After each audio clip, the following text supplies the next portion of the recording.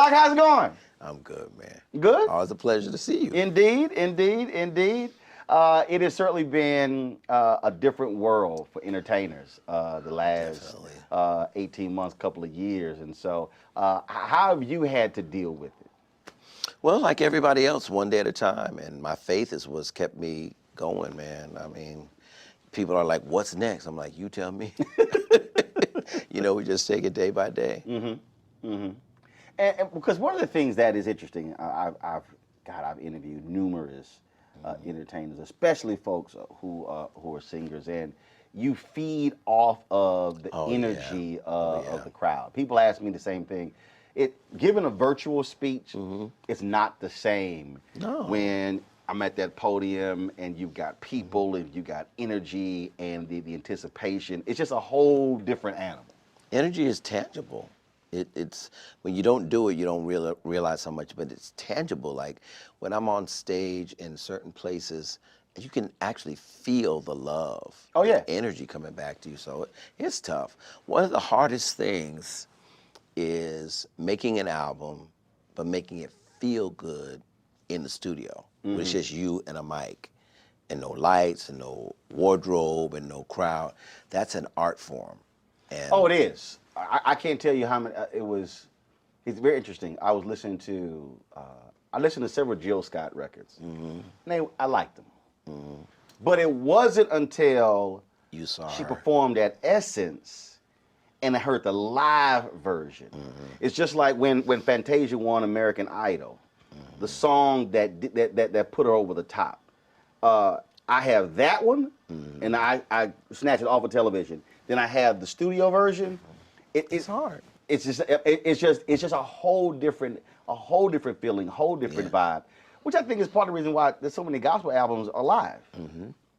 Because you capture the spirit, and that's Mr. Martin. It used to be my daddy. I'm rolling. Okay, just respect. Back in the day, like the Love Alive album, Walter Hawkins, Chains. That song is like 12 minutes long, and they would play the whole song.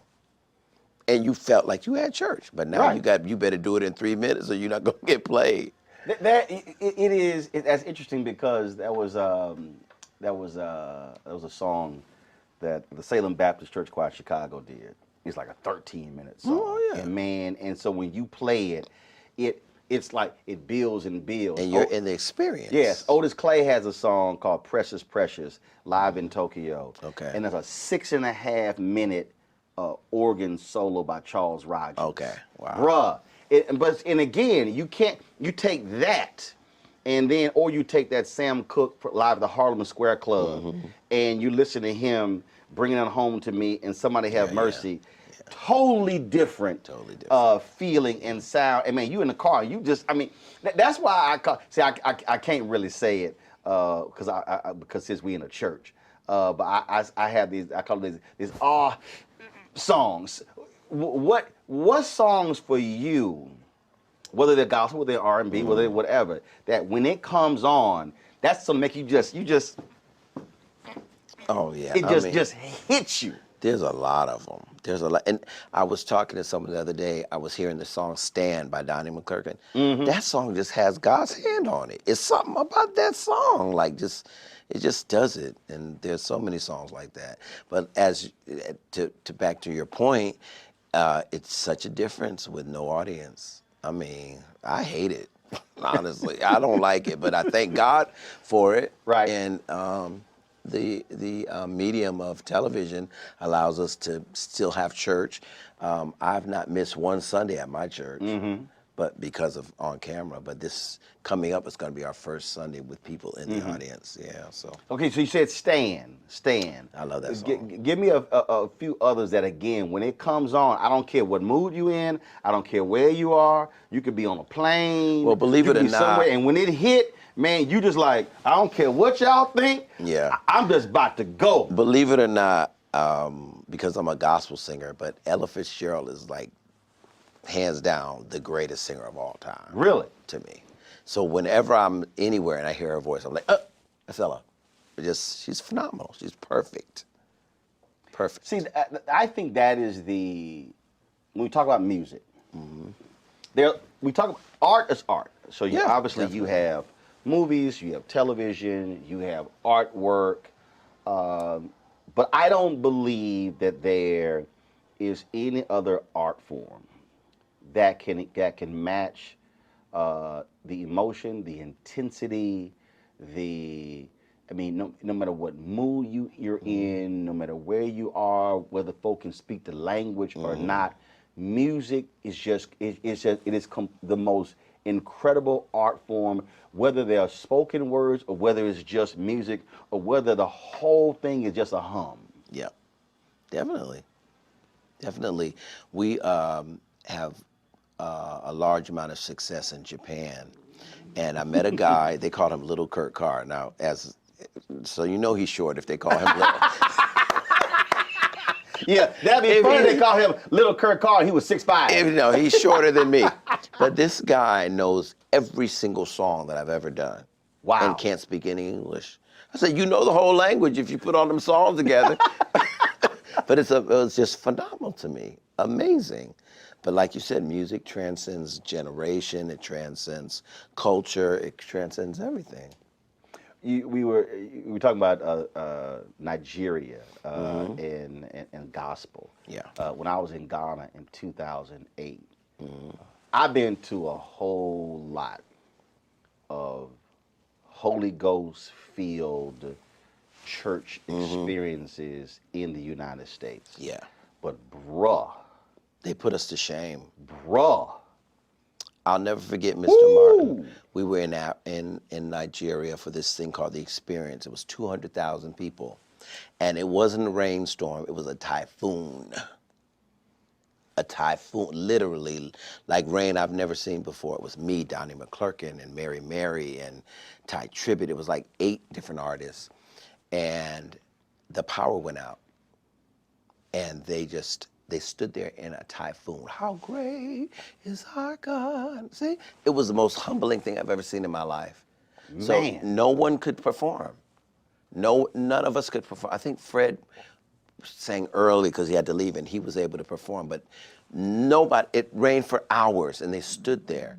Didn't move, didn't leave. No, and at the very end, they had like I guess an emergency generator light that would, all of the artists at least go out on the stage to let them know that you are here. Right. And I was standing next to Erica and Tina, Mary Mary, and their hair was like matted to their face because it was that wet. And Right. they were like, Kurt, have you ever seen anything like this? So Because you know, had there been America, we'd have been at home. Oh no, it was shut down. They would've been shut down. So rain comes in, and the crowd just sang. They did not, they just sang. They just started singing hymns to God and just worshiping God. And they're not worshiping him for a new car or a nice house or designer clothes. They're worshiping him because he's God. And it's humbling when you go to Africa, man. Yeah, that's Wait a minute, you said it was called The Experience. It was an experience That for was us. an experience. For us. None of us sung a note, but it was something I'll never, ever, ever, ever, ever forget. See, that's sort of, I was at, what church was I at? It was a church I was at, and the pastor ended up, the choir was so lit, they were so on fire, that he never preached a sermon. It literally transitioned from praise and worship, and the experience just continued for the next hour. And he talked, and they sang, and it was just unbelievable. It happens. And the reason I want to ask that, because you led the choir Fountain of Praise in Houston, and there are a lot of folk. There are a lot of preachers who are like, look, okay, enough, I got to do my thing. Right. But then there are others who understand you allow the Spirit to move, you allow God to move, and if it's flowing, it's flowing. And if the agenda gets changed, it gets changed. But that's when you're in tune with the room and the people in the room. Yeah. Well, I got my start when I was 20 years old. I was music director for James Cleveland. So a lot of people don't know that, but I learned about how to watch the mood in a room and to flow with the spirit. He was a very spontaneous man. Most of the hits that he made were things that just kind of happened. Not planned, all no, organic. just like he would say, high blood, low blood, no blood at all. Like he just had the quickest wit. And I learned a lot of that from him. And then before I came to Houston, I was music director at West Angeles Church in Los Angeles with Bishop Charles Blake. And that's where the Black praise and worship movement started at his church. And so I've learned to just kind of go with the flow. Define that. What is the Black praise and worship Well, movement? before praise and worship started, we had what was called devotion. Where a deacon would get up, oh, I love the Lord, he heard my cry. Well, stuff like that. Or, have you tried Jesus? He's all right. Patrick Henderson, at the leading of Bishop Blake, Patrick Henderson was the minister of music at West Angeles. He and a lady named Judy McAllister came together and took songs that they got from Oral Roberts University, a more Caucasian experience, and they took those songs and blackified them. They put some Lowry salt on them, some onion powder. They put some Tony Chachere's Creole seasoning on it. Chachere's, yeah, and Lowry salt. And the first time, I'll never forget, at West Angeles, which is a Church of God in Christ, Judy got up and said, as the deer panteth for the water, so my soul longeth I. The people was looking like throwing rotten egg like the Apollo, literally. And we just kept doing it and kept doing it and kept doing it. And now it's like you can't get away from praise and worship. Well, the thing is, look, I was born and raised Catholic. Okay. And the decision to found the church was in my grandparents' living room. And the reality is, our culture is different. How we walk and how we talk and how we act. To your point, what we retained from the motherland, the beat, the dancing, or as preachers would say, that itching foot of ours, and that to me is something that we should never apologize for. That is what makes us unique and distinct. It is. You cannot have a worship experience in Africa without them dancing. And not just dancing. It's flags. The oldest mother. It's whistles. The oldest mother in the church will be dropping it like it's hot. Just like there's no insecurity about movement. Uninhibited. And no, right. Ain't nobody swear. Well, what so and so think? They like, look, I ain't here for you. And the men out worship the women. Oh yes. It's almost shameful for a woman in Africa, for a woman to praise God as hard as a man. But here, men have different, refinement and everything with regard to worshiping God. But it all comes from the motherland. It does. It does. You mentioned Japan, and it's amazing that a lot of blues artists and soul artists talk about again how black music, if you will, they love it, how it just how other people receive it. What has there been a particular place other than Japan that shocked you in your travels when you went, oh y'all get down with our stuff like this? Not really shocked me that they accept what we do, but a lot of certain countries in Europe, we do a lot of tours in Europe where they would know like the BBB song on a record, not the A songs. They knew, one time we did this fabulous opera house in Italy, and they held up this song. They had posters like, please sing. I was like, oh my God, we've never sung that song before after the record. So here's like, here's a standard playlist. We know what the hits are. No, after I had a song. They go deep. My song, We Lift Our Hands in the Sanctuary, went platinum and made me from being a black artist to being a world artist. Right. And I started opening my thinking to like, it's a whole big world. I toured after James Cleveland passed, I worked with Andre Crouch for like 2 years, which opened my thinking because he stayed in Europe. James Cleveland hated Europe. He liked collard greens and cornbread. Period. Andre Crouch wanted frog raw and, pheasant in Europe and all that. And so going to that realm with Andre, I was like, whoa, it's a big world.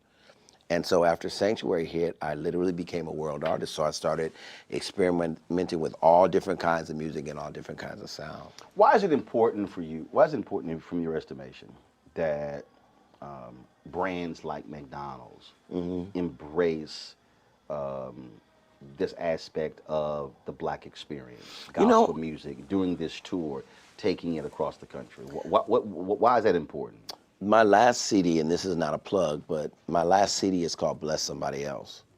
And I did a song with Yolanda and Mary and Smokey and Fred Hammond and John Key and Kiki Wyatt and Faith Evans, like 16 artists came together to do this song about when I'm blessed, I have to bless somebody else. And I think McDonald's, they're putting their money where their mouth is.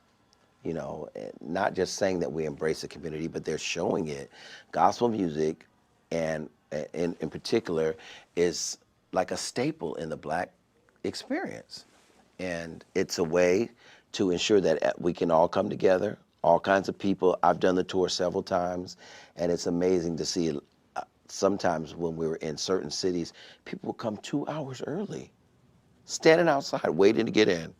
Some dressed to the nines, some dressed in sweats and stuff, but it's like, you know what, McDonald's is bringing the community together and letting them experience for free what some of them would never be able to afford to see all of us together at one time. But also because you have a lot of companies that, hold up, now you're talking about faith, you're talking about religion, and it's not like when Black folk do gospel, we don't hold back. We don't remove the Jesus, the and J the word, right, the J word, the capital J word. Yeah, and that's really, really commendable that they allow us to be who we are. Speaking of who we are, is there? So I love asking this question because you never know what the response is. Is there something or someone that you would love to do something musically with? Does not have to be a gospel artist. That you just you like, man, I would love to do something with this person. I really want to produce Donnie McClurkin next. And we always talk about it. I just feel like my songs have the kind of majesty that his voice carries. I've worked with a lot of people because of my involvement at West Angeles. So I've worked with a lot of celebrities, a lot of things that I'm on that you might not know about. Such as? Well, I've worked with Stevie Okay. and Gladys, and actually have a publishing credit with Stevie Wonder, which is like nobody does. We did a song for Pinocchio, and he knew me from church, and it was a big hit in Europe, but it never really hit here. And it was a song called Hold On to Your Dream, and I dared to say, I got an idea for the hook. And he was like, oh my God, I love it. So that was an honor. I would love, It's got to be somebody. I'm trying to think. Got to be somebody where you Michael like. Jackson, too late. Well, yeah, too late. Whitney Houston, Too late. too late. I worked with Aretha, got to meet Queen. and know her toward the end of her life. So Queen was amazing. it was great. So, yeah. With you. Oh, no, I don't get paid to sing. I get paid to talk. I get paid to talk. And See, you do it we well, had to so. mix in sort of that's you do it what I well. do. You do it well. I Stay tell in your them all the lane. time. Oh no, that's my lane. No, look, my mama, all her sisters, our whole family, we sang, we did the choir stuff, but no. That was Celine Dion. ooh. I want to write a song for her. Have you ever met her? I've never met her, and I've seen her like 5 times.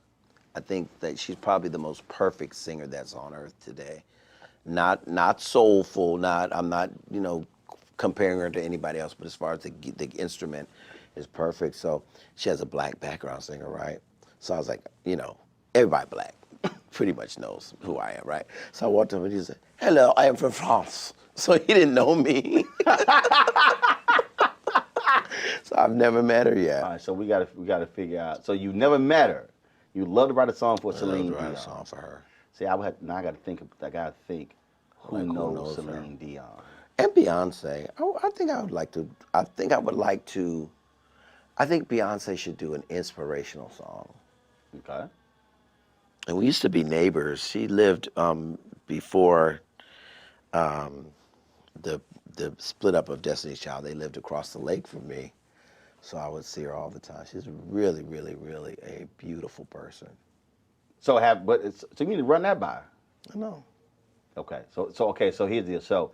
So Steve Payman is her COO of the company. Okay. So I'm gonna hit Steve. Cool. Then I would love that. gotta figure out who knows Celine Dion. I don't know. Maybe Lionel Richie knows Celine Dion.